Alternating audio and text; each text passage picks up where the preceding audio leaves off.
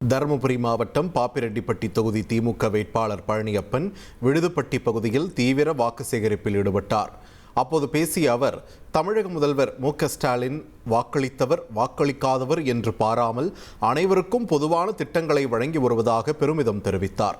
முதல்வரின் நல்லாட்சி தொடரவும், தேர்தல் வாக்குறுதிகள் முழுமையாக நிறைவேறவும் உதயசூரியன் சின்னத்திற்கு வாக்களித்து தன்னை பெருவாரியான வாக்குகள் வித்தியாசத்தில் வெற்றி பெறச் செய்ய வேண்டும் என்று அவர் கேட்டுக்கொண்டார்.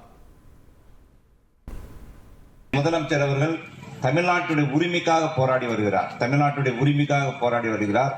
ஆகவே நீங்க பாப்பிரெட்டிப்பட்டியில பழனியப்பன் வெற்றி பெற்றுதான் சென்றாதான் நம்முடைய சட்டமன்றத்தில் எனது குரல் ஒலிக்கும். என குரல் ஒலிக்க வேண்டும் என்றால் பாப்பிரெட்டிப்பட்டி தொகுதியில சட்டமன்ற தொகுதியில இன்னைக்கே பழனியப்பனை எம்எல்ஏவா ஆக்க வேண்டும்.